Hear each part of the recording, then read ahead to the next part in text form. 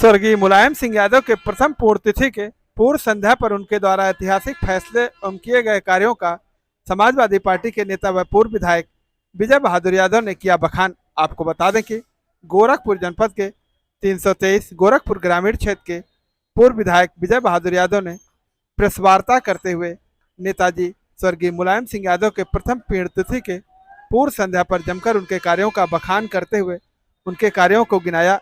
जबकि मीडिया के द्वारा लोकसभा सीट के बारे में पूछने पर उन्होंने राष्ट्रीय नेतृत्व के ऊपर सारी चीजों को छोड़ दिया है।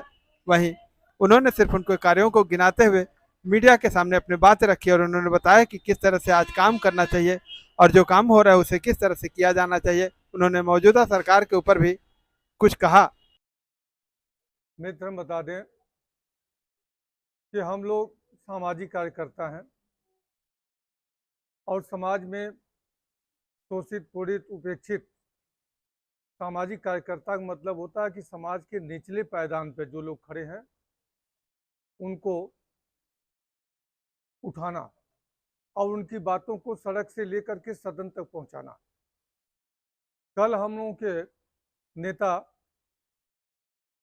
जिनके आदर्शों के बल पर हम लोग राजनीति शुरू किए, जिनके नेतृत्व में राजनीति शुरू किए, उनकी पहली पुण्यतिथि है। एक ऐसे नेता जिन्होंने पहलवानी की, पहलवानी के बाद उन्होंने चुनाव लड़ा जसवंत नगर से और उन्होंने पीछे मुड़ करके नहीं देखा।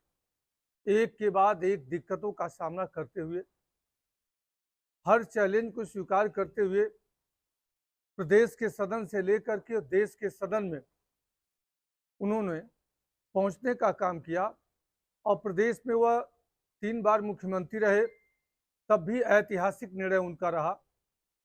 और माननीय नेताजी जो हम लोगों के बीच में आज नहीं रहे, उनकी कल पुण्यतिथि है। उन्होंने शिक्षा के जगत में बहुत सारे काम किए क्योंकि वह शिक्षक थे, शिक्षक की कमियों को भी जानते थे और यह जानते थे कि हम भारत को तभी महान बना सकते हैं और भारत को तभी विकासशील और विकास के रास्ते पर ला सकते हैं जब अच्छी शिक्षा हो, चिकित्सा हो और कानून व्यवस्था हो।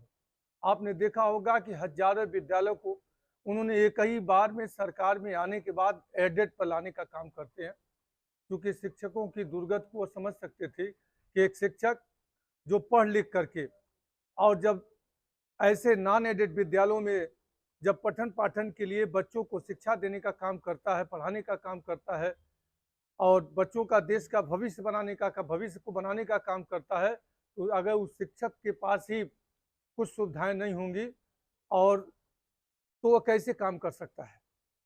तो उन स्थितियों को समझते हुए उन्होंने शिक्षा के क्षेत्र में बहुत सारे काम किए। आपने देखा होगा किसानों के लिए बहुत सारे काम किए और अंत में उन्होंने किसान बीमा एक ऐसी ताकत किसानों को दी जो किसानों के एक्सीडेंट के बाद आज वह 5 लाख रुपया पा सकते हैं। किसी प्रकार से किसी किसान के अगर एक्सीडेंट हो जाते हैं तो उनको 5 लाख रुपये का बीमा निःशुल्क होता है जो किसान को मिलता है। रक्षा के क्षेत्र में जब उन्होंने रक्षा मंत्री हुआ आदरणीय नेताजी हुए, तब बॉर्डर पर अगर हमारे सैनिक शहीद होते थे तो शहीद के बाद उनकी डेड बॉडी घरों तक नहीं पहुंचती थी, उसका भी इंतजाम नेताजी ने किया। नेताजी हर क्षेत्र में, शिक्षा के क्षेत्र में, चिकित्सा के क्षेत्र में, अच्छी कानून व्यवस्था के लिए उनको लंदन में भी पुरस्कार 2012 में दिया गया है, जो ही पुरस्कार से सम्मानित किया गया। मरणोपरांत उनको पुरस्कार दिया गया। और आज हम आप लोगों के माध्यम से ये मांग करते हैं कि सर्व समाज के नेता थे, इंसानियत के लिए काम किए और सर्वदलीय नेताओं ने, आपने देखा होगा कि नेताजी के अंतिम दर्शन के लिए सारी दल की बाधाएं टूट गई थी और सबकी आंखें नम थी। आज हम मीडिया, पत्रकार साथी, हम सब लोग आपके बीच में हमें कहते हैं कि ऐसे नेता को भारत रत्न का पुरस्कार मिलना चाहिए। आपके माध्यम से हम चाहते हैं कि यह होना चाहिए। जी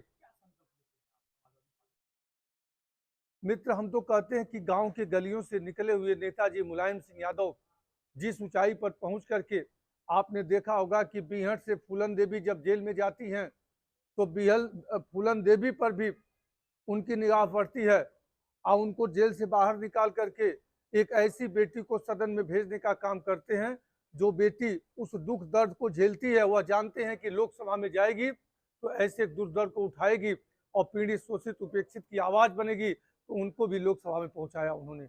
मन जी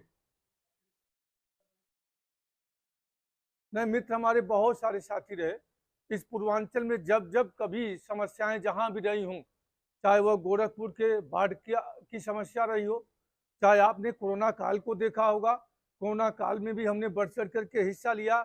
ऑक्सीजन के सिलेंडर से लेकर के खाद्यान्न तक सबको मुहैया करवाया। एक समय ऐसा भी था कि हमने हजारों बेटियों की शादी, हजारों कन्याओं की शादी सामूहिक कन्यादान के माध्यम से हमने करवाई। तो हमारा तो कोई क्षेत्र नहीं, राजनीतिक व्यक्ति का कोई क्षेत्र नहीं होता है, जहां उसकी निगाह पहुंचती है, आंख पहुंचती है, और जहां मित्र साथी सहयोगी साथी समस्या को बताते हैं, उन क्षेत्रों में आदमी निकल जाता है। आप भी मीडिया के भाई हैं, हम ये जानते हैं कि आपका कोई समय नहीं है, आपका कोई कार्य क्षेत्र नहीं है, जहां कोई सूचना आएगी उसको कहीं न कहीं दर्पण बन करके दिखाने का आप काम करते हैं। उसी तरीके से हम लोग भी एक सामाजिक कार्यकर्ता हैं और हम लोगों के नेता आदरणीय मुलायम सिंह यादव रहे हैं, जिन्होंने लड़ना सिखाया है, जिन्होंने संघर्ष करना सिखाया है, और जिन्होंने यह सिखाया है कि कैसे कैसे दलित शोषित पीड़ित उपेक्षितों की आवाज बन करके सदन से लेकर सड़क तक लड़ना है। यहाँ पे ट्रेंड चल चुका है कि बाहरी भगाओ, तो क्या लगता है समाजवादी पार्टी में आप भी बाहरी हैं, तो ऐसे में कैसे आप उनसे लड़ेंगे, कैसे फेस करेंगे? मित्र, कहाँ ऐसी बात आती है, कहाँ घर कहाँ बाहर। हम तो कहते हैं ना कि किस यह धरती जो बनी है, इंसान तो निश्चित है ही नहीं कि हम कितने दिन रहेंगे, हमारी यह शरीर तो निश्चित है ही नहीं, तो कौन बाहरी है कौन अंदर का। और रही बात अगर इस लोकसभा की बात आप करते हैं, तो आपने देखा होगा हमारा आवास हमारा घर और बेलघाट ब्लॉक कहाँ का है, बाहर है कि अंदर, आप समझ सकते हैं। तो मित्र, हम तो यह जानते हैं खुले हाथ आए थे, खुले हाथ जाना है, और सब कुछ है त्याग के जाना है।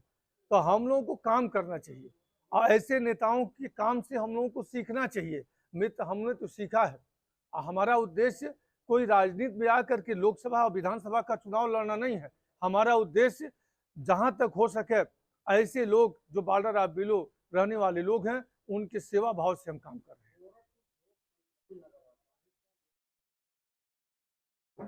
मित्र, हम बता दें कि नेतृत्व का जो फरमान होगा वो सर्वोपरि होगा, लेकिन हमारे मन में सबसे पहले सेवा है और सेवा भाव से हम काम कर रहे हैं।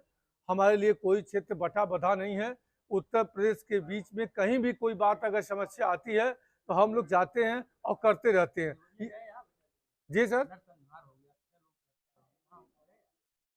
क्या आप चाहते हैं कि देवरिया में पहले तो जो सरकार है, सरकार को मौका देना चाहिए काम करने के लिए। जिस प्रकार से देवरिया की घटना पर अफवाहें फैलाई जा रही हैं, उस अफवाहों के बीच में हम यह जानते हैं कि जिनको जनता ने जिम्मेदारी दी है, पहले उनको जिम्मेदारी निभाने का मौका देना चाहिए। हम कैसे कर सकते हैं जब तक अभी तो यह विवेचना चल रहा है, यह पुलिस प्रशासन का जो काम है करना चाहिए। हाँ, इसके पहले चूक हुई। हम ये कहते हैं कि अगर ऐसी जमीन की घटनाओं पर अगर जो समय से अधिकारी चेत जाए तो ऐसी घटनाएं नहीं घटेंगी, लेकिन अभी तो सब कुछ कहना जल्दीबाजी होगा। आज हम किसी पर टिप्पणी नहीं कर सकते हैं।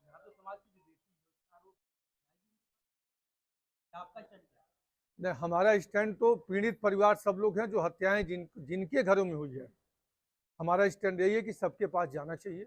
और हत्या होती है न यादव समाज न ब्राह्मण समाज।